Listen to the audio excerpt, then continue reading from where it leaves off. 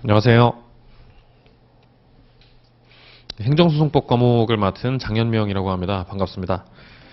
어, 지금 처음 기본 강의 쭉 하시면서 재정학, 세법학, 회계학 다 하셨을 거고 마지막으로 행정소송법 하시는 거죠. 예, 앞에 있는 과목들이랑은 좀 성격이 되게 많이 다른 희한한 과목을 하게 됩니다. 일단은 숫자를 많이 안 다루는 과목이고 글자가 말이 안 되게 문장이 써 있는 것 같은 그런 과목이고, 그다음에 여러분들 많이 공부 안 했던 법학이라는 과목을 중심으로 보는 거기 때문에 난해하실 거예요. 그래가지고 실제로 이게 문제를 보면은 아주 난이도가 엄청 심하게 나오는 것도 아니고, 그리고 기출문제 나왔던 것들에서 많이 크게 벗어나는 것도 아닌데, 근데 읽다 보면은 어렵고 이해가 안 가고 하다 보니까는 좀 불편한 부분이 있을 겁니다. 그래서 저는 최대한 그 부분을 해소해드리는 방향으로 강의를 하고 싶은 게 제 목표고요. 행정소송법 법을 빼면 행정소송이라는 게 나오죠. 행정소송이라는 거 신문기사 같은 데서는 이렇게 들어보긴 하는데 실제로 어떤 개념인지 잘 안 잡히실 거예요. 그래서 이 행정소송이 도대체 뭐 하는 건지에 대해서 한번 먼저 생각을 해보겠습니다. 간략하게 소개를 좀 해드릴게요. 소송이라는 거는 우리가 재판이라고 하죠. 법원에 가서 나는 억울하니까 내 말 들어주세요. 아니면은 저 사람이 나쁜 사람이니까 저 사람을 혼내주세요. 이런 걸 요구하는 게 소송이라는 절차죠. 이 소송이라는 절차가 흔히 얘기하는 민사소송, 형사소송 이런 걸 중심으로 우리가 알고 있을 텐데 행정소송이라는 제도가 있어요. 예. 이 행정소송이라는 제도는 근본적으로 국가와 싸우는 겁니다. 국가가 잘못했다. 그러니까 국가가 그 잘못을 바로 잡아야 된다라는 걸 주장하는 게 행정소송입니다. 민사소송, 형사소송, 행정소송 이런 것들이 다르기는 하지만 다 한데 얽혀 있는 경우도 있고요. 여러 가지가 동시다발적으로 일어날 수 있는 경우도 있거든요. 사례를 하나 들어서 소개를 해드릴게요. 어, 요즘에 그 제일 좋은 신분이 건물주잖아요. 그쵸? 여러분 혹시 건물주 되고 싶은 분 계세요? 저는 솔직히 되고 싶거든요. 크든 작든 건물주가 되고 싶거든요. 그래가지고 정말 열심히 일을 해가지고 건물을 사려고 마음을 먹고 어느 정도 노력을 한 다음에 이 정도면은 그래도 조그마한 건물 정도는 지을 수 있겠다라는 생각이 들 만큼 벌었어요. 그래서 건물을 짓겠다고 생각을 합니다. 그럼 건물을 지으려면 뭐가 있어야 될까요? 일단 땅이 있어야 되겠죠? 예. 그래서 땅을 샀어요, 땅을. 땅이라는 걸 샀어요. 땅이라는 걸 산 다음에 건물을 요즘 세상에는 제가 혼자 짓지 않잖아요. 제가 건물 짓는 전문가도 아니고 저는 가르치는 사람이니까. 그럼 건물을 전문적으로 짓는 사람들과 계약을 해야 되겠죠. 건축업자들과 계약을 하고 설계를 하고 재료를 사고 그래서 그분들이 건물을 올릴 수 있으면 되나요? 아무데나 땅 사면 일단 건물 올릴 수 있을까요? 우리나라에서? 예, 못 올려요. 건물을 그냥 막 올려버리면 이건 뭐가 되냐면요. 무허가 건물이 돼요. 무허가 건물이 돼버리면 나중에 철거하라 그럽니다. 예, 철거해야 돼요. 때려 부셔야 돼요, 다시. 그러니까 무허가 건물이 되지 않기 위해서 허가를 받아야 되는 상황인 거죠. 허가를 어디 가서 받아요? 허가를 어디 가서 받아요? 나라에다가 받죠. 예, 지자체에서 받습니다. 시청에 가서 받기도 하고 구청에 가서 받기도 하고 건물의 규모에 따라서 조금 다르는데 어쨌든 이 허가라는 걸 받아야 돼요. 기본적으로. 저는 건물을 지을 모든 준비가 돼 있어도 일단 지으면 안 되고 허가를 받기 전까지는 그냥 빈 땅을 보고 있어야 됩니다. 허가를 신청을 합니다. 시청에 가서 허가 신청을 했어요, 제가. 허가 신청을 했는데 문제가 생겼어요. 예, 문제가 생겼어요. 원래 이 나라가 좀 그렇잖아요. 그 사촌이 땅을 사면 배가 아프다고. 제가 건물을 짓겠다고 이야기를 하고 땅을 사고 막 그러니까는 배가 아픈 사람들이 있어요. 예. 인생을 똑바로 못 살았는지 원한 관계가 많아가지고 배가 아픈 사람들이 있어요. 그래서 그 사람 중에 누군가가 공무원이랑 결탁을 합니다. 자기 친동생 중에 이 건축허가와 관련되어 있는 공무원이 있어요. 그래갖고 결탁을 하는 거죠. 그래서 제가 아이고 허가를 신청합니다. 누구한테요? 누구한테요? 여러분 나중에 배우겠지만 행정청이라는 기관이 있어요. 예. 뭐 시청에서는 시장, 뭐 군수, 구청장 이런 식으로 표현이 되는데 행정청에다 신청을 합니다. 행정청이 신청을 했는데 허가 신청을 했는데 이거를 얘네가 뭐를 해버리냐면은 거부를 해버립니다. 거부 처분을 해버립니다. 거부 처분을 할 때 거부 처분을 할 만한 이유가 있으면 돼요. 다시 말하면 건축 허가를 신청을 했는데 신청에 문제가 있는 거예요. 하자가 있는 거예요. 그러면 당연히 안 되겠죠. 법에서 이거 요건 맞춰야 되고 이 요건 맞춰야 되고 저 요건 맞춰야 되고 무슨 요건 맞춰야 되고 그랬는데 그 요건 안 맞췄으니까 허가 안 내줄게요 라고 얘기를 하면 그건 제가 받아들여야 되는데 모든 걸 다 똑바로 했는데도 불구하고 국가에서 안 내준 거예요. 그러면은 저는 낙동강 오리알 되는 거예요. 그래가지고 이게 도대체 왜 그럴까라고 나름대로 또 노력을 해서 알아봤더니 여기에 A라는 사람, A라는 공무원이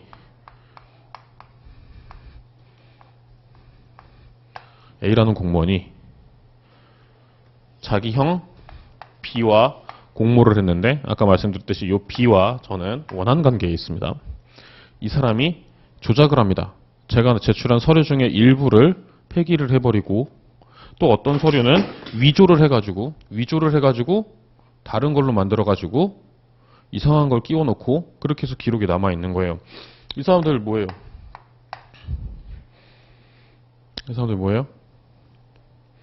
쉽게 생각해요, 쉽게. 이 사람들 뭔 짓 한 거예요, 이 사람들. 예. 그냥 저를 매기기 위해서 적당한 선을 쓴 게 아니라 이 사람들은 범죄를 저질렀어요. 예, 범죄를 저지른 겁니다. 기본적으로. 예. 제가 낸 서류 없앤 거 있죠? 제가 안 낸 건데 지들이 만들어갖고 아무거나 끼워놓은 거 있죠? 그 다음에 돼야 될 거 안 되게 하려고 수단 방법 안 가리고 한 게 있는 거죠. 국가기관이 그렇게 일을 해서는 안 되는데 그렇게 일을 했단 말입니다. 얘네 둘이 공모를 해가지고 이 사실관계를 다 알아버렸어요. 저는 제일 열받잖아요. 제일 열받았을 때 뭐 할까요? 첫 번째, 고소를 합니다. A와 B를 고소를 합니다. 얘네들은 범죄를 저질렀습니다. 라고 고소를 합니다. 어디다가 고소를 하냐? 수사기관에 합니다. 수사기관은 흔히 말하는 검찰이나 경찰에 고소를 합니다. 그러면 검찰과 A, B가 싸우는 거예요. 나중에. 그래서 검사가 원고, 즉 소를 제기하는 사람이 되고요. A, B가 피고인, 다시 말하면 재판을 받는 범죄 혐의를 받고 있는 사람이 되는 거예요. 이렇게 해서 A와 B한테 철창에 들어가는 영광을 맛보게 해줄 수가 있습니다. 그러면은 속이 해소가 돼요? 그럼 뭐 속이 해소가 돼요? 이 땅 어차피 건물 못 지을 거면 저한테 별 필요도 없어요. 다시 팔아야 돼요. 건물 지을 준비하기 위해서 들어간 비용이 되게 많아요. 땅을 샀다가 그 값에 팔면 이익입니까? 손해입니까? 손해겠죠. 사람이 땅 보러 다닌 값도 있을 것이고 샀을 때 중개사한테 지급한 돈도 있을 것이고 그런 거 없이 살 때 중개사료 나가고 팔 때 중개사료 나가버리면 중개수수료 나가버리면 그러면 저는 손해본 거예요. 기본적으로. 건물도 마찬가지로 건물 짓겠다고 이것저것 준비해놓고 계약해놓고 한 게 있는데 그거 아무것도 못했어요. 계속해서 비용이 나갔잖아요. 그리고 저는 국가를 믿었는데 국가로부터 배신을 당했어요. 그럼 어때요? 정신적으로 충격을 받죠. 우리가 정신적 충격을 뭐라 그래요? 위자료라 그래요. 그래서 민사소송을 겁니다. 손해배상을 청구합니다.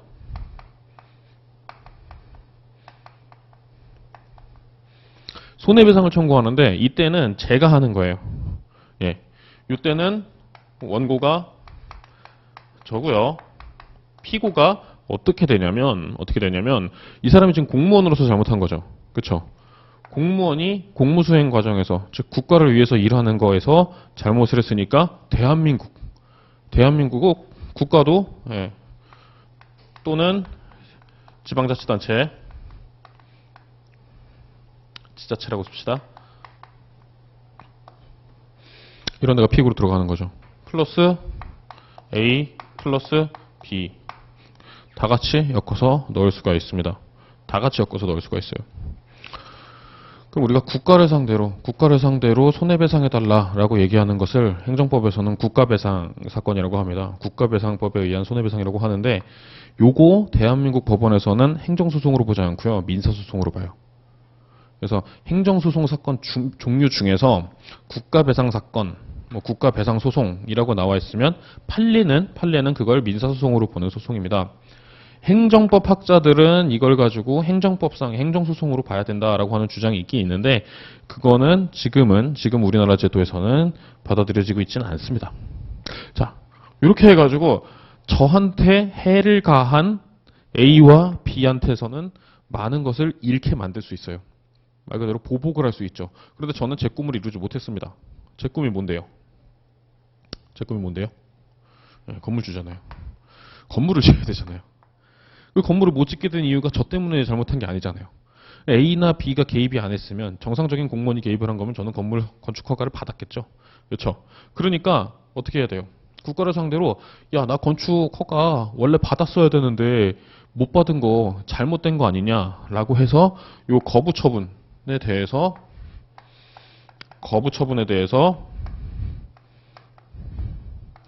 취소 소송을 제기합니다. 국가가 거부 처분을 했는데 이 거부 처분이 불법입니다. 법을 어겼습니다. 그러니까 바로 잡아주세요. 거부 처분이 없어지면 정상적인 관점에서는 건축 허가가 나겠죠? 그럼 건축 허가가 나서 계획한 대로 건물을 올리면 되는 거예요. 물론 예상치 못하게 소송을 해야 되니까 소송하는데 비용, 변호사 비용 중에 일부는 들어가겠죠. 일부는 돌려받을 수 있습니다. 얘네들한테. 일부는 돌려받을 수 있는데 뭐 전부 돌려받지 못할 수도 있어요. 뭐 다 받을 수도 있고. 어쨌든 이 세 가지 일을 동시에 합니다. 동시에 가야지 내가 하고 싶은 것들, 내 권리 침해 당한 것들을 모두 다 해소를 할 수 있는 거예요. 다 구제받을 수 있는 거예요. 1번 이게 뭐라 그랬죠? 이게 형사소송이라 그랬죠? 2번이 민사소송이라 그랬고요. 3번이 행정소송입니다. 우리는 근본적으로 이 행정소송에 해당하는 것들을 중심으로 공부를 합니다. 근데 이 행정소송에서 특이하게도 민사소송법 규정들을 많이 따다가 씁니다. 많이 따다가 써요. 행정소송법이 규정이 그렇게 길지 않아요. 우리 교재를 뒤에 보면 부록에 법조문이 있습니다. 580페이지부터 시작해가지고 587페이지까지 제1조 목적부터 시작해서 제46조 준용 규정까지 해서 총 46개 조가 있습니다. 요거밖에 안 되는 거예요. 되게 조금이에요. 되게 조금이기 때문에 여기에서 상세히 규정하지 않은 내용은 주로 민사소송법 규정을 많이 갖다가 빌려다가 씁니다. 그래서 행정소송법하고 그다음에 민사소송법 내용 중에 일부까지 우리가 공부를 하게 될 거예요. 이 관념이 기본적으로 행정소송의 가장 기본적인 방법이라고 생각하시면 됩니다. 뭔가 국가에서 행동을 했더니 거기에 대해서 피해를 입은 개인이 그 국가가 했던 거 취소해 주세요라고 취소 소송을 제기하는 거 그게 가장 기본이에요. 그래서 그 다음에 우리가 이따가 진도를 나갈 때 보면은 행정소송의 종류에 대해서 이야기를 할 텐데 거기서 보면은 여러 가지 종류가 나오고 특히 항고소송을 중심으로 그리고 취소소송을 중심으로 행정소송법 과목을 진행한다는 걸 알게 될 겁니다. 행정소송에서는 기본적으로 이 취소소송이 가장 근본적인 형태라는 것을 기억을 하시면 되겠습니다. 여기 행정소송이고요. 예. 물론 뭐 배우다 보면은 소송의 종류가 4가지가 있고 그 4가지 중에 항고소송의 종류는 3가지로 구별이 된다. 그래가지고 총 6가지의 세부적인 내용을 배운다는 것을 조금 이따가 하게 될 거고요. 그에 앞서서 시험에 대한 내용과 시험 공부에 대한 이야기를 잠깐 하고 시작을 해야 되겠죠. 행정소송법이 예전에는 그렇게 인기가 많지 않았는데 지금은 행정소송법을 보고는 수험생들이 굉장히 많습니다. 그래서 2019년도 56회 세무사 시험 1차 시험 데이터를 한번 뽑아봤더니 상법하고 민법을 다 합치니까 한 3,400명 정도가 4,400명 정도가 상법하고 민법 시험을 봤어요. 행정소송법은 4,270명이 봤습니다. 그 절반을 행정소송법 과목에서 보고 있다는 얘기죠. 그러면은 이 행정소송법이 상법이나 민법보다는 그래도 좀 할만하다라고 생각을 할 수 있는 한 가지 요소가 될 수 있는 거고요. 그렇게 데이터가 나타나니까요. 그럼 평균 점수가 특별히 더 낮으냐? 그렇지도 않습니다. 최근에 평균 점수 추세를 놓고 보면은 비슷한 선에서 왔다 갔다 합니다. 물론 조금 더 높았을 때는 평균이 60을 넘기도 하고 조금 더 낮았을 때는 60에 조금 못 미치기도 하죠. 여러분들은 전체적으로 60을 넘겨야 되는 거잖아요. 그렇죠? 그럼 행정소송법의 목표는 어디다가 두고 싶으세요?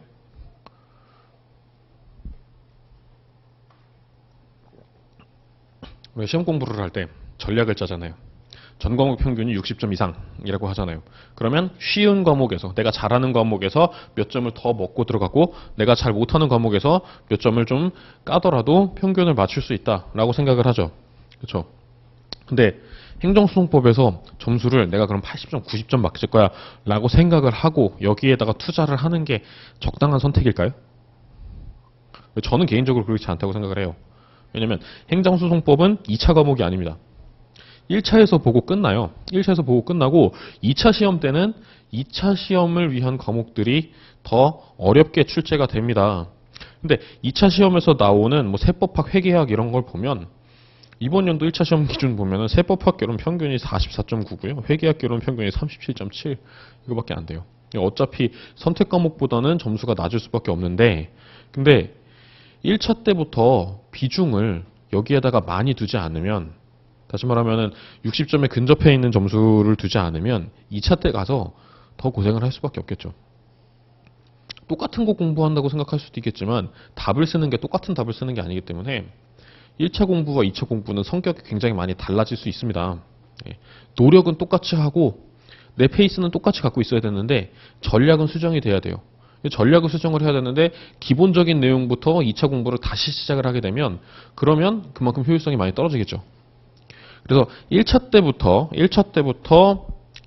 2차 과목을 더 비중을 두게 준비를 해야 되는 거고요. 행정소송법에다가는 아니면 다른 선택 과목이라고 하더라도 거기다 목숨을 걸면 안 돼요. 근데 아무리 해도 나는 행정소송법은 하다 보니까 금방 막 90점 넘었다. 문제 40문제 중에서 한 문제, 두 문제, 많아봐야 세 문제 틀리는 정도밖에 안 된다. 이거 너무 잘 맞는다. 라고 하면은 여러분 어떻게 생각하셔야 되겠어요? 그러면은 한번 생각을 좀 발상의 전환을 해보셔야 돼요. 과연 내가 세무사 시험을 봐서 세무사로 사는 게 나한테 도움이 되는 길인 것인가? 아니면은 다른 과목들을 중심으로 한 시험을 보는 게 더 도움이 되는 것인가? 이게 세무 회계 관련된 제도들을 공부하는 것보다 그냥 법 문장을 공부하는 게 훨씬 더 잘 된다, 이해가 잘 된다, 내 머리에 쏙쏙 들어온다 라고 생각하시면 과목을 바꿔야 되는 것도 한번 생각을 해보셔야 됩니다. 예. 근데 그걸 테스트하기 위해서 여기에다가 최대한의 노력을 하진 마시고요. 어쨌든 우리는 행정소송법 문제 한 40문제 정도 시험을 보잖아요. 40문제 시험을 보면 70에서 75점 정도 맞고 털면 된다라는 정도만 생각을 하시면 좋을 것 같아요. 70에서 75점만 맞아도 다른 과목에서 어느 정도 까도 되잖아요. 그렇죠? 여기서 그만큼은 받았으니까. 다시 말씀드리는 거는 세법이랑 회계 과목 이거가 정말 압도적으로 중요한 과목이기 때문에 거기에 최대한 집중을 하시고 행정소송법을 하실 때는 가급적이면 여기에다가 과잉 투자를 하지 않으시는 걸로 그렇게 하시면 좋겠습니다. 다른 과목들 시험 보는 것도 그래요. 다른 자격증 시험들도 그렇고 과목들이 뭐 5개, 6개씩 시험을 보는데 과목마다 어쨌든 점수 편차가 있어요. 과목마다 점수 편차가 있고 그래서 어떤 과목은 전체적으로 평균이 높고 어떤 과목은 전체적으로 평균이 낮은 과목이 있습니다. 어떤 시험을 들어가면 그 과목은 그냥 본질 자체가 되게 어려워요. 본질 자체가 어렵고 책이 이거 행정소송법 그냥 이렇게 문제랑 뭐 이런 거 다 포함됐으니까 이게 이렇게 두꺼운데 문제 이런 거 없이 이론만 나와 있는데 이거에 2배 가까이 되는 책을 가지고 공부를 해요. 그래갖고 자격증 시험을 봅니다. 그리고 굉장히 좀 치졸하게 됩니다. 조문 하나하나에서 문제를 얍삽하게 바꿔서 내는 거 있잖아요. 예, 그런 방식으로 내는 문제들도 있는 그런 과목도 있습니다. 그런 거는요, 이게 저희가 강사를 하는 사람들이 들어가도 90몇 점, 100점 뭐 이렇게 맞기 힘든 과목이 있어요. 예. 강사도 90점대 나오기 힘든 과목을 보는 그런 것들도 있어요. 근데 그 시험도 마찬가지로 그 과목에다가 너무 집중해서 열 올리는 분들이 계시는 거예요. 예. 그러면 안 되거든요. 그 과목은 강사님들이 그 과목에서는 또 그런 얘기를 합니다. 우리는 여기서 40점만 맞아야 된다고. 60점을 버리고 40점을 맞은 다음에 다른 과목에서 그만큼을 벌어와야 된다라는 얘기를 하죠. 예. 그냥 평면적으로 보게 되면은, 야, 이거 세법이랑 회계가 어려우니까 선택해서 많이 벌어야겠구나라고 생각을 해야 되는데, 그렇게 하면 2차에서 안 된다는 거예요. 이 과목은. 예. 그거를 꼭 강조를 드리고 싶었고요. 그럼에도 불구하고 행정소송법은 다른 과목에 비해서 투자를 해야 되는 시간은 좀 적습니다. 상법, 민법에 비해서 투자해야 되는 시간 자체가 적어요. 그러니까 여러분들 잘 기억을 해 주시면 좋겠고요. 문제를 보면서 기출문제에도 많이 수록이 돼 있어서 중간중간에 볼 텐데, 이 기출문제들은요, 여러분들이 같은 지문들 굉장히 여러 번 반복해서 보실 수가 있어요. 예. 그래서 오히려 되게 쉽게 푸실 수 있고요. 나중에 가서는 문장 자체를 하나하나 다 읽지 않고 문제를 풀게 됩니다. 기출문제의 문장 자체를 처음부터 끝까지 읽지 않고 문제를 풀게 돼요. 그 중에서 키워드 있다 없다, 키워드 있다 없다, 있다라고 썼는지 없다라고 썼는지 이렇게 보게 됩니다. 그래서 나중에 가면요, 그러니까 지금 기본 강의 시간에는 이렇게 해설을 좀 많이를 할 건데, 나중에 심화 과정을 들어가거나 아니면 문제풀이 과정을 들어가면 지문 하나하나를 익숙해지는 과정까지 연습을 해 주셔야 되고요. 그 다음에 이 책에 보면은 문제가 다 있어요. 챕터별로. 예를 들어서 개관을 해가지고 한 장, 두 장, 세 장 하고 나면은 기출문제가 1번부터 시작해가지고 2018년도 문제까지 있습니다. 지금 19년도 문제까지는 수록이 안 돼 있고요. 그렇게 해가지고 29번까지 29개 문제가 있죠. 이거 푸실 때 여러분들 가급적이면 책에다가 푸지 마세요. 별로 권장하지 않습니다. 책에다 풀어버리면요, 두 번째 볼 때 다른 책 사서 봐야 돼요. 그러니까 노트 같은 거를 하나 만드셔가지고 노트에다가 따로 쓰세요. 예.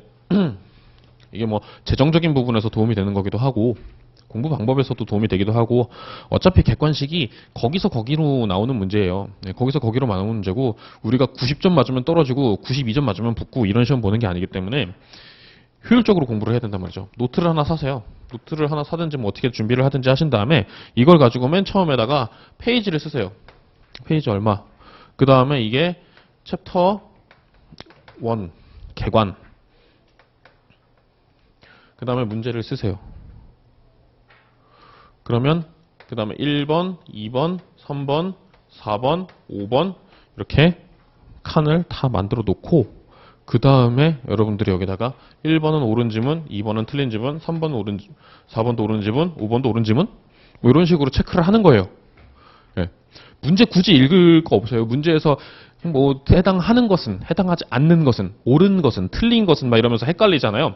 그거 지금 공부할 때 그렇게 공부할 필요 하나도 없어요. 그냥 지문을 볼 때 지문만 딱 놓고 봐요. 예. 문제에서 뭘 묻는구나 본 다음에 지문에서 요거는 문제에 해당하는 거, 요건 해당하지 않는 거, 해당하는 거. 맞는 말, 틀린 말, 맞는 말, 틀린 말. 이렇게만 공부를 하시고 그 다음에 요게 익숙해지면 처음부터 하실 수 있으면, 그러니까 여러분들이 시험을 지금 처음 공부하는 게 아니라 그래도 한두 번 정도 보신 분들이면 바로 하셔도 되고요. 처음 준비하시는 분들은 두 번째 볼 때 하시는데 X자 옆에 있잖아요. X자 옆에다가 뭐가 틀렸는지 쓰세요. 아니면 어떻게 고치면 맞는지에 대해서 짧게 정리를 하세요. 문장 자체를 쓰는 거 아니에요. 문장 자체를 쓰라는 얘기가 아니고, 문장 자체를 쓰라는 거 아니고, 그냥, 요거는 요거다. 요거는 있다. 요거는, 쭉 나왔는데, 여기서 문제에서 예를 들면, 다음 중, 항고소송에 대한 설명으로 틀린 것은, 이렇게 물어봅니다. 그래서 여기도 보면은, 예를 들면은, 항고소송 중 의무 이행소송은 판례에 의해서 인정된다. 라고 하면은, 의무는 인정 안 된다. 의무 이행, X. 뭐 이런 식으로만 표시를 해놓으면 되는 겁니다. 그러면 이게 무슨 의미를 갖고 있냐면요. 말씀드렸죠. 같은 내용 가지고 기출문제에서 계속 반복해서 나오게 되는데, 근데 출제위원들이 그거를 아무리 그래도 성의 없게 이렇게 띄어다가 붙이진 않아요. 성의는 있게 띄어다 붙여요. 그러니까는 문장 구조, 문법적으로 꼬아서 지문을 변경할 수는 있다는 얘기입니다. 예. 그러겠죠? 예. 그냥 있는 그대로 갖다 붙이진 않을 거 아니에요. 하다못해서 뭐라도 하겠어요. 하다못해서 뭐라도 하겠어요. 예.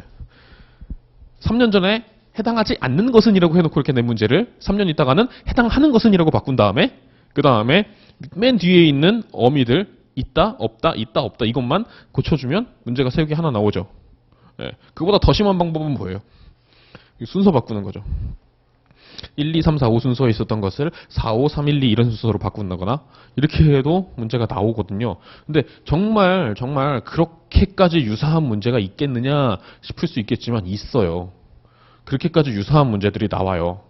우리한테 얼만큼 점수를 주냐면요. 100점 만점에 10문제 정도는요. 10문제 정도는 여러분들이 복습 하나도 안 하고 그냥 기본 강의부터 시작해가지고 시험 보는 날까지 학원 커리큘럼에 출석만 다 해가지고 듣기만 했으면 40문제 중에 10문제는 맞출 수 있게 나와요. 25문제는 그러려니만 하게 이렇게 보고 있으면 맞게 나온단 말이에요. 예. 25점까지는. 예. 그해 시험이 좀 어려웠다 싶으면 20점까지는 그래도 나와요. 예. 공부를 조금 하면 반타작 가는 거는 금방이거든요. 예. 복습만 해도 네. 그날 공부하고 그날 복습하고 그날 공부하고 그날 복습하고 이것만 해도 60은 아무렇지도 않게 나와요. 그 정도로 흔하게 나오는 문제들이 되게 많습니다. 그래서 나왔던 문제만 똑같이 공부하면 60은 넘나요? 라고 하면 자신 있게 60은 넘어요 라고 얘기할 수 있어요. 네. 나왔던 문제만 똑같이 공부해도 60은 넘습니다. 가끔 가다가 어떤 문제가 나오냐면 2020년 시험을 딱 보는데 2019년 11월에 나온 판례, 12월에 나온 판례 이런 것들이 지문으로 들어가 버리는 경우가 있어요. 이건 그 판례를 알거나 그 판례 이외에 나머지 4개 지문에 나오는 이야기들을 확실하게 알지 않으면 틀릴 수 있겠죠. 네. 그런 것까지 우리가 목숨 걸고 해야 되느냐. 나오면 땡큐고 아니면 많은 겁니다. 강사 입장에서는 그런 판례들이 나오는 것까지도 최대한 찾으려고 노력을 한 다음에 나중에 모의고사 같은 거 하고 문제풀이 같은 거 할 때 그거를 집어 넣어가지고 이런 문제 새롭게 판례가 나왔는데 이 주제에 대해서는 이렇습니다 라고 얘기를 할 수 있어요. 네. 낼 수도 있고 안 낼 수도 있죠. 근데 내더라도 꼭 맞출 수 있느냐? 또 그것도 아닐 수 있어요. 왜냐면 반복 학습을 안 했던 거에 대해서는 그만큼 기억이 떨어질 수 있으니까. 그래도 우리가 목표로 삼을 수 있는 75점 내외의 점수는 충분히 획득할 수 있다는 것을 말씀을 드릴게요. 그러니까 책에다가 직접 체크를 너무 많이 하지 마세요. 그 다음에 본문을 공부하실 때도 마찬가지입니다. 이론을 쭉 설명을 많이 해놨는데 이것도 여러분들이 체크를 굉장히 많이 하면서 보려고 하시거든요.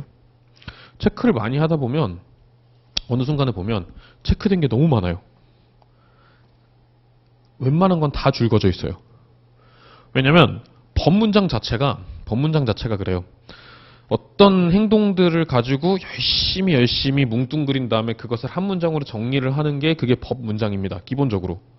그러니까 법문장 하나 안에는 불필요한 표현은 거의 없고요. 모든 데 다 통용될 수 있을 만한 관련 사건에 대해서 다 통용될 수 있을 만한 핵심 키워드들만 딱딱딱딱 정제해서 넣어놔요. 그래서 버릴 단어들이 몇 개 없습니다. 심지어는 그래서 어떤 문제가 있었냐면 요즘에는 안 그래요. 요즘에는 안 그런데 한 15년 정도 된 것 같아요. 예. 그 이전까지는 대부분의 법 교과서들이 한자가 반 이상이었습니다. 한자어로 표기될 수 있는 단어들은 거의 다 한자어로 표기되는데 그 반 이상 되는 것들 중에서도 상당수가 법률 용어들인 거예요. 우리는 흔히 쓰는 말이지만 법률 용어로 들어갈 때는 의미가 조금 달라지거든요.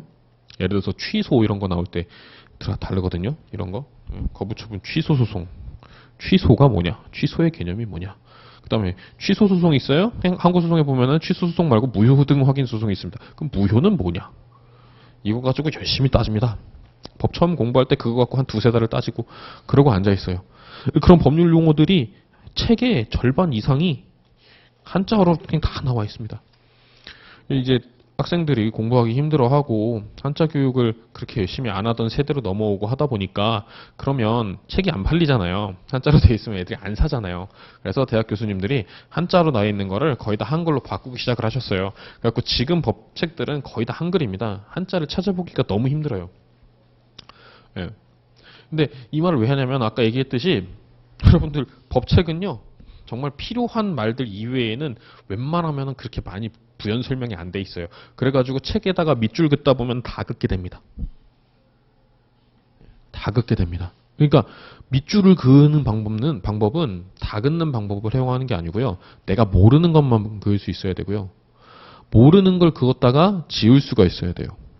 어느 정도. 그래서 두 가지 방법이 있는데 책에다가 색을 달리해서 표기하는 방법이 있을 수도 있고요. 아니면 그었다가 지우는 방법이 있을 수 있고요. 아니면 웬만하면 긋지 않고 정말 중요할 것 같은 것만 긋는 방법이 있어요. 제4의 방법은 마찬가지로 별도의 노트를 여러분들이 필기 노트 같은 형식으로 만들어서 거기에다가 키워드들을 원래 같으면 밑줄을 그었어야 되는 키워드들을 그 노트에다가 적어 놓는 방식으로 하시는 게 가장 좋습니다. 이걸 1년 내내 하라 그러면은 제가 나쁜 놈인 거고요. 1년 내내 해야 붙을 수 있다 그러면은 이 시험 보지 말아야 되는 거예요. 요 과목을 공부하는 기간 동안에 그렇게 하셔야 되는 거예요. 요 과목을 공부하는 기간 동안에 복습을 할 때 그렇게 하셔야 된다는 이야기입니다. 공부 방법론에 대해서는 본인이 원래 해오던 방식들이 쭉 있을 텐데 거기에 대해서 뭔가 한계를 느꼈다라고 얘기했을 때 그때 한 번 더 상담을 한번 받아보세요. 저한테든 아니면 다른 과목 선생님들한테든 상담을 받아보세요. 근데 여러분들의 스타일을 제가 잘 알지 못하는 상황에서 이것은 이게 진리니까 이거대로 해라 라는 얘기는 그렇게 단도직입적으로 그렇게 과감하게 하진 않습니다. 저는 법 과목이라는 게 약간 그렇죠. 법이 좀 이럴 때도 있고 저럴 때도 있잖아요. 그렇죠? 계산 과목은 이렇게 계산하면 이게 답이고 저렇게 계산하면 저게 답이니까는 둘 다 논술상에서 답이 될 수 있다. 이런 게 있어요? 그런 거 없죠. 문제에서 낼 때 떨어지는 답을 내겠다 싶었으면 그 답이 떨어져야 됩니다. 근데 법 과목은 꼭 그렇진 않아요. 그래서 좀 유동적으로 생각을 해줘야 되고 그러다 보면 무슨 단점이 있냐면 판례를 봤는데 비슷해 보이는 얘기예요. 비슷해 보이는 얘기인데 하나는 인정한 판례, 하나는 부정한 판례 이렇게 나옵니다. 어떤 건 인정한 판례, 어떤 건 부정한 판례. 대표적으로 나중에 가다 보면 우리가 이 처분이라는 개념을 배울 건데 취소 소송의 대상이 되는 처분이라는 녀석을 배울 텐데 이 처분에 해당하는 국가기관의 행위가 있고 처분에 해당하지 않는 국가기관의 행위가 있는데 이거는 처분에 해당해도 되지 않을까? 근데 저거는 왜 처분이라고 했는 것 같은데 비슷한 법에서 비슷하게 얘기한 거는 처분이 안 되지? 이게 다르거든요. 수험을 하는 과정에서 그거를 깊이 있게 공부하려 그러면 망합니다. 그러면 그 과목 자체를 다시 공부해야 됩니다. 다 공부해야 됩니다. 예를 들어서 뒤에 나오는데 무슨 뭐 도시계획법 뭐 이런 법이 있어요. 도시계획법상 무슨 계획은 처분에 해당한다, 해당하지 않는다. 뭔가 갈려요. 갈리는데 그거 공부하려 그러면은 도시계획법을 공부해야 돼요. 근데 도시계획법은 지금 있지도 않아요. 법이 바뀌었습니다. 다른 법과 어느 정도 이렇게 합쳐져 가지고 국토의 이용 및 국토의 계획 및 이용에 관한 법률이라고 바뀌어버렸습니다. 그래서 용어도 다 달라졌고요. 그거를 100몇십 개 조문, 한 200개 가까이 되는 조문을 다 공부를 해가면서 그 책을 봐야지 이게 왜 얘는 인정을 해줬고 왜 쟤는 인정을 안 해줬구나 이런 거를 알 수 있게 되는데 그런 짓 하면 수험을 하는 게 아니에요. 수험은 키워드 중심으로 외울 수 있어야 됩니다. 이해가 확실하게 가는 건 이해를 하고 넘어가야 됩니다. 이론적으로 개념 자체는 다 이해를 하고 넘어가야 되는데 판례가 들어갔을 때는 어쩔 수 없이 그냥 기계적으로 외워야 되는 것도 나와요. 그럼 판례가 그러면 무조건 다 옳은 것이냐? 그렇지도 않습니다. 꼭 그렇지도 않아요. 예를 들면 공부하다 보면 2008년 이전까지는 이게 맞았는데 2008년 이후에는 판례 해석이 바뀌어가지고 저게 맞는 것처럼 변하게 되는 그런 질문들도 나와요. 그러니까 여기에다가 너무 절대성을 부여하시면 안 됩니다. 계산 문제 하는 것처럼 그렇게 절대성을 부여하시면 굉장히 나중에 힘들어질 수가 있어요. 어차피 여러분들이 지금 이거 보시고 그 세무사 되신다 하더라도 당장 뭐 행정소송을 직접 제기할 일은 별로 없습니다. 행정소송 제기하고 싶으면 변호사 찾아가죠. 변호사한테 가서 어떻게 해야 돼요? 달라 그래야 되잖아요. 예. 이거 이렇게 해주세요. 이게 이렇게 잘못됐으니까 이렇게 해주세요. 그럼 그게 왜 잘못됐어요? 라고 했을 때 여러분들이 계산만 해서 보여주면 되는 거예요. 그 계산하는 것만 변호사가 법원에 가서 이야기할 때 이 경우에는 이 법이 적용됐는데 이걸 적용시켜갖고 계산을 해보면 요게 나오는데 엉뚱한 게 나와버렸습니다. 네. 법에 의해서 계산을 하면 8억 원이 나와야 되는데 세금 8억 원 부과하는 걸로 나와야 되는데 10억 원 부과시켜버렸습니다. 라는 얘기는 변호사가 하기 힘들거든요. 네. 그거를 주는 거지 법원에 가가지고 뭘 갖고 싸워야 되고 소장은 어떻게 써야 되고 이런 거 우리가 못 가르칩니다. 절대 못해요. 네. 만약에 지금 가끔 가다가 뉴스에 나오는 거 세무사님들이 자기네들도 세무와 관련되어 있는 법원 소송을 행정소송을 대리할 수 있어야 된다라고 주장을 하시잖아요. 그거 하게 되면 어떻게 되겠어요? 행정소송법 과목이 2차 과목이 됩니다. 그래서 논술로 시험을 봅니다. 그런 굉장히 힘든 상황이 발생을 하게 됩니다.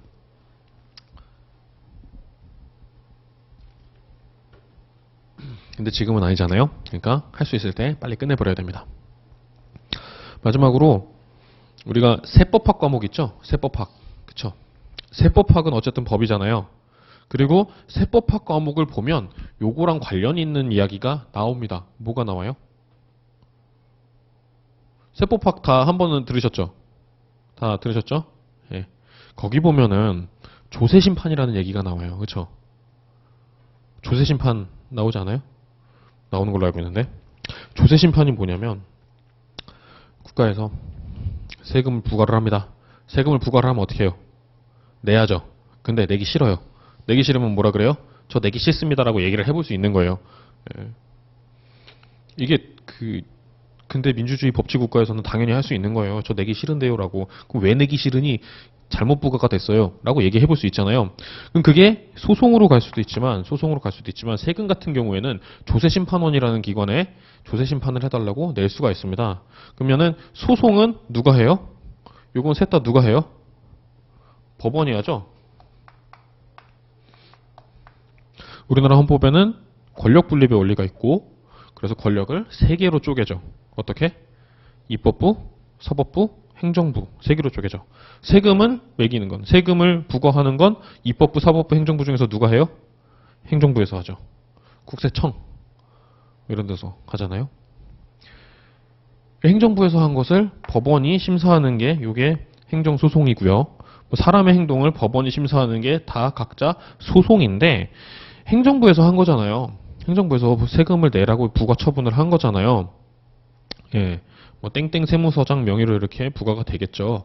그러면 어떻게 해요? 어떻게 해요? 이거 잘못됐습니다. 라고 누구한테 일러요?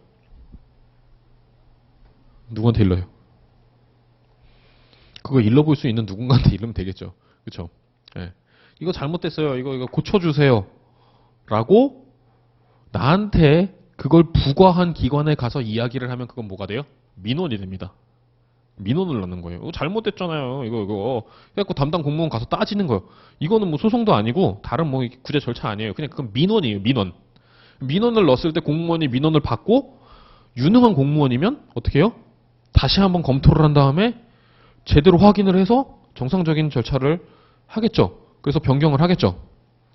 근데 정상적인 절차로 이렇게 변경을 해주면 고마운데 간단하게 변경을 해주면 고마운데 이분이 너무 바쁘시거나 일이 너무 많거나 아니면 본인은 고집이 있거나 아니면 법이 바뀐 걸 몰랐다거나 그랬으면 어떻게 해요? 안 바뀌어요. 그러면은 그 사람한테 너 잘못했네 라고 얘기해 줄 수 있는 더 강한 권력을 갖고 있는 기관에다가 가야 돼요. 그게 원래는 법원인데 법원 말고 우리 집안 일이니까 우리 집안 안에서 해결을 하자라고 할 수 있잖아요. 그렇죠? 그래서 행정부 내에서 우리 집안 일이니까 우리가 알아서 하자라고 할 수 있는 데가 있습니다. 그게 뭐냐면 행정심판이라는 거예요.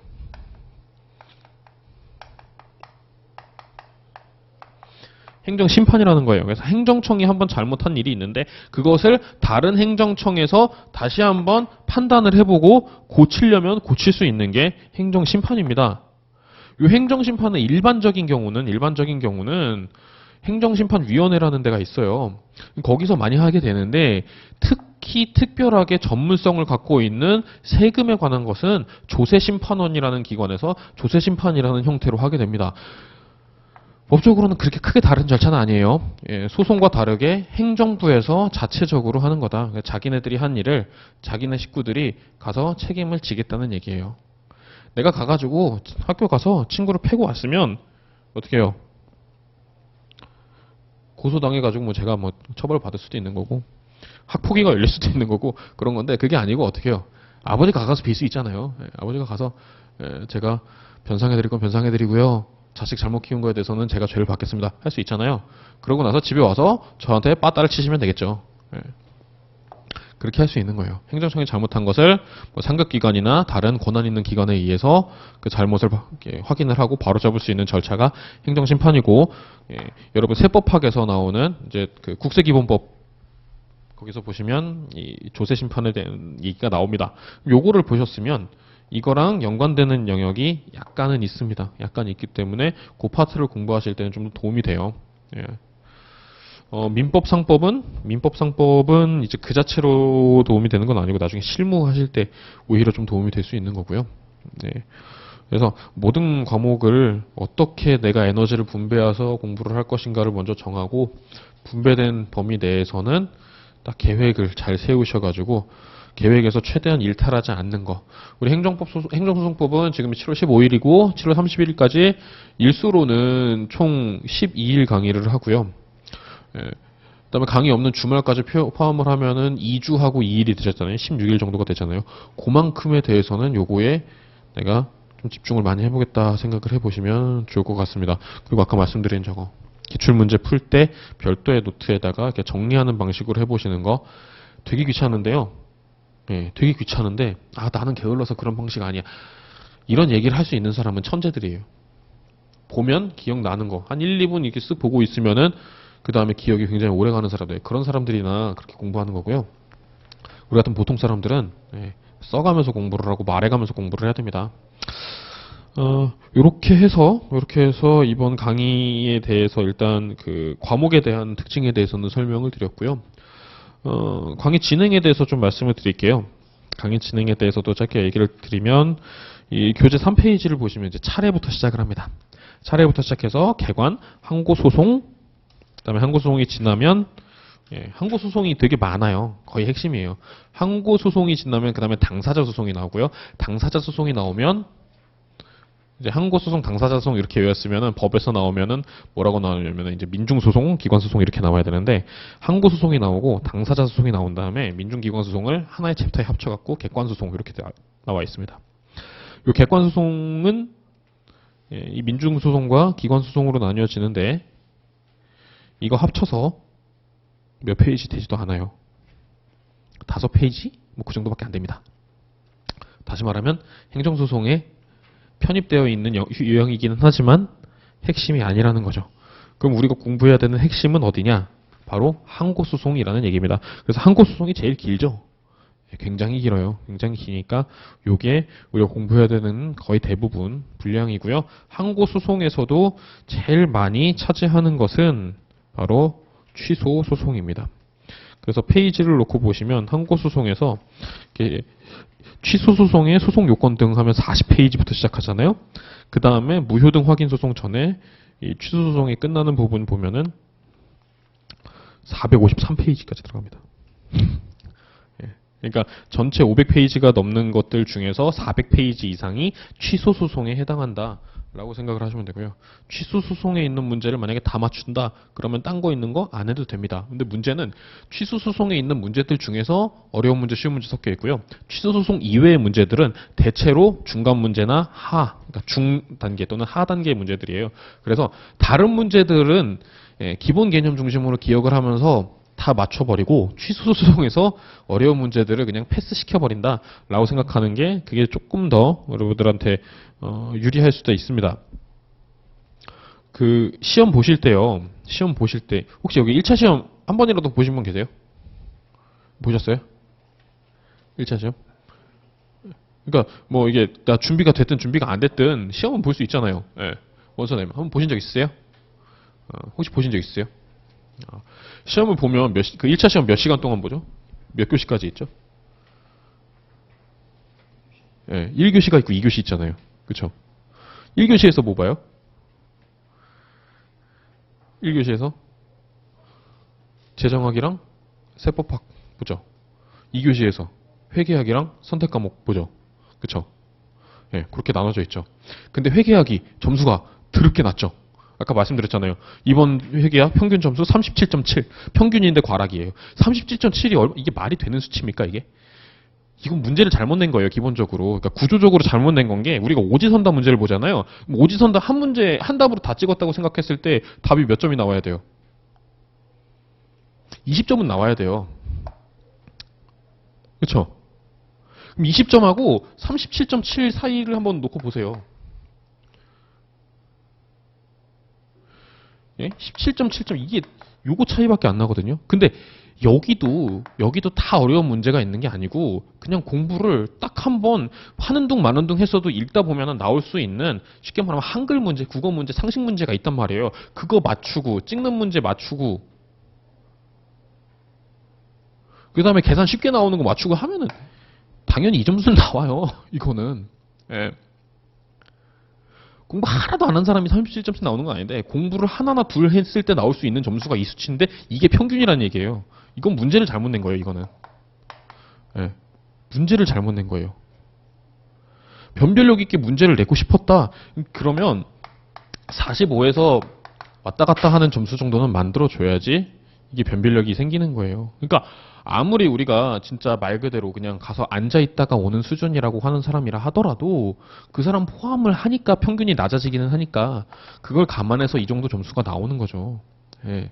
요거는 나올 수 있게 문제를 내줘야 그 과목이 정상적인 과목이라는 얘기인데 이거는 그렇지 않았어요. 그래서 이번 연도 시험에서 문제를 보면은 욕을 좀 먹고 있는 것 같아요. 근데 그렇다 하더라도 다른 예년의 점수를 놓고 보면은 회계학이 뭐 그렇게 높았느냐? 그렇지 않습니다. 다른 과목들 대비 회계학이 가장 점수가 낮아요. 근데 회계학이랑 선택 과목 같이 보죠, 시험을. 예? 그쵸? 1차 2교시 때 회계학 개론 40문제 먼저 보고 그 다음에 41번부터 80번까지 선택 과목이 나옵니다. 그럼 선택 과목은 내가 버릴 수 있는 거 버린다고 생각하고 들어가는 거예요, 그냥. 예. 잘 모르겠다 싶으면 그냥 버리는 거예요. 버리고 뭘 봐야 돼요? 회계학 봐야 돼요. 예. 회계학에서 봐야죠. 예. 안 되겠다 싶으면 면과락이라도 만들게 봐야 되겠죠. 그렇죠? 예. 회계학 면과락 해야 되니까 저 40점 맞고 행정소송법에서 80점 맞을래요? 전략적으로 그럴 수는 있어요. 예, 전략적으로 그럴 수는 있는데 그거를 그렇게 준비하겠다고 공부하면 안 되는 거라는 말씀을 분명히 드렸어요. 예. 하다못해 회계학 45점, 행정소송법 75점 이 정도라도 분배는 해줘야 된다는 거 말씀을 드렸습니다. 예. 그렇게 해서 우리가 이 취소 소송이 제일 분량이 많고 핵심이고 어렵다라는 거를 기억을 해주셔야 되고요. 수업은 일단은 순서대로 나가는 게 아니고 개관을 먼저 다 하고 그 다음에 개관을 하는 중간에 맨 뒤에 있었던 우리 객관적 소송이라는 거 있잖아요. 민중소송과 기관소송이라는 거. 예. 개관의 맨 앞에 보시면 행정소송의 종류에 대해서 나와요. 종류에 대해서 설명을 하면서 항고소송과 당사자소송에 관한 얘기는 본문을 할 때 많이 할 건데 객관소송에 해당하는 민중소송과 기관소송에 관한 얘기는 미리 해버릴 겁니다. 오늘 미리 해버리고 그래서 맨 마지막에 챕터 4에 있는 내용들은 오늘 그냥 다 끝내버리는 거예요. 예. 그래도 됩니다. 그래서 지금 챕터 1 개관에 해당하는 부분, 그 다음에 챕터 4 민중소송, 기관소송, 즉 객관적 소송에 해당하는 부분이 보통 평균적으로 보면 시험에 한 3문제 정도가 나옵니다. 올해 실시했던 시험의 경우에도 41번 문제, 그 다음에 43번 문제, 44번 문제, 45번 문제 해가지고 예. 행정소송의 특징, 그 다음에 행정소송의 종류에서 4문제가 나왔어요. 예. 그러니까 평균 3문제에서 4문제 나올 거 오늘 하고 가시는 거고요. 그렇게 어렵지 않은 부분이니까 가볍게 오늘 수업 듣고 그 다음에 내일부터 이제 뭐 어려운 부분 조금씩 시동이 걸면 됩니다.